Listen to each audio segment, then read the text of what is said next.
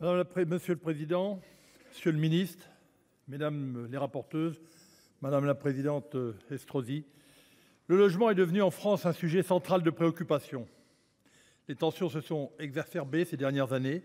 La crise de la Covid, la crise énergétique, l'offre insuffisante, surtout dans les grandes villes et dans nos campagnes. Cette liste de raisons est non exhaustive. Cela a rendu plus compliqué l'accès au logement pour les Français, surtout l'accès à un logement décent. Manque aussi de logement pour nos jeunes, et notamment ces jeunes apprentis qui vivent dans nos campagnes.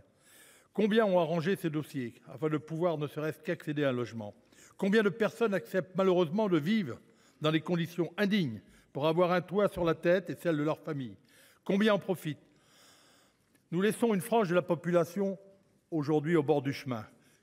Combien n'arrivent pas, par manque de volonté, de moyens ou simplement à cause de procédures trop complexes, à préserver leur habitat qui finissent par se dégrader de manière irréversible? Chef d'entreprise dans le BTP, combien de fois j'ai été devant le fait qu'il était impossible de remettre en état, sans investissement important, des logements. En France, nous faisons face à des défis immenses. Nous devons préserver nos terres, lutter contre le changement climatique, endiguer la crise économique, et Dieu sait si elle est là, et financière. Nous devons adapter nos villes et nos villages au mouvement des Français, entre nos territoires, aux aléas climatiques internes qui fragilisent les habitats et les dégradent. Regardez aujourd'hui toutes les fissures dans tous les logements non couverts par les assurances. Nous devons travailler à ce que l'offre et la demande de logement se rencontrent. Il faut aménager, réaménager notre territoire en conséquence, et cela prend du temps et à un coût certain. Je me félicite donc que nous puissions débattre de ce PJL tout en étant conscients qu'il n'est qu'une facette de la solution aux nombreux problèmes. Mais quelle facette?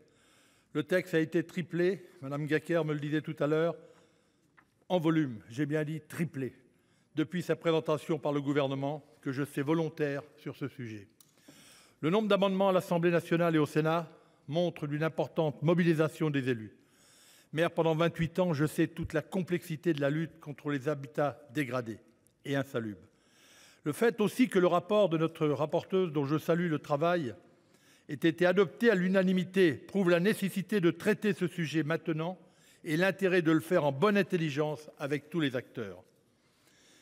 Ma longue expérience de maire me permet d'appréhender d'un certain angle le sujet de l'habitat dégradé et des opérations d'aménagement. Je comprends aussi les besoins des collectivités territoriales qui fondent beaucoup d'espoir dans ce texte. Ces problématiques concernent l'ensemble des territoires. Ces collectivités ne pourront continuer à se développer que si nous les aidons à nettoyer, j'ai bien dit nettoyer les logements insalubres. Le terme nettoyer est certainement un terme propre au BTP, mais les logements insalubres doivent être nettoyés. Donner des outils plus simples, rapides, efficients, comme le souligne la Commission des affaires économiques, sera un atout pour les grandes et les plus petites villes. Mais ce sera tout aussi essentiel pour les acteurs divers, au premier rang desquels les copropriétés à la taille modeste. Sur le sujet spécifique des copropriétés, il y a de nombreux points d'amélioration qui ont été réalisés. Les syndics d'immeubles sont parfois à juste titre assez décriés, voire souvent très décriés. Le texte apporte de la transparence dans leurs obligations et de la flexibilité. Je tiens à dire qu'ils ont un rôle clé concernant la gestion des copropriétés en difficulté et bon nombre de ces copropriétés aujourd'hui naviguent à vue. Beaucoup d'entre nous sommes d'accord et beaucoup l'ont évoqué. Je vois d'un bon œil la création d'un syndic d'intérêt. Je dirais même d'un intérêt général, collectif.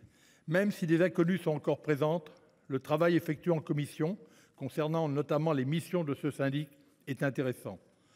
Nous garderons un œil sur la mise en place de ce mécanisme.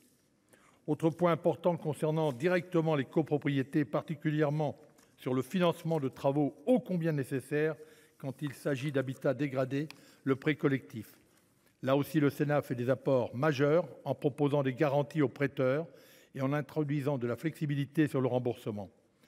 Le traitement des procédures d'expropriation des immeubles insalubres, avec une possibilité d'action bien plus en amont, semble aller dans le bon sens, tout comme les clarifications introduites en commission.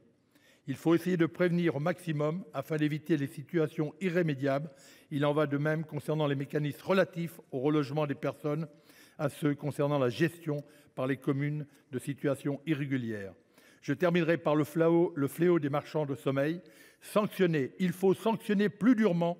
Ce que propose ce texte est primordial.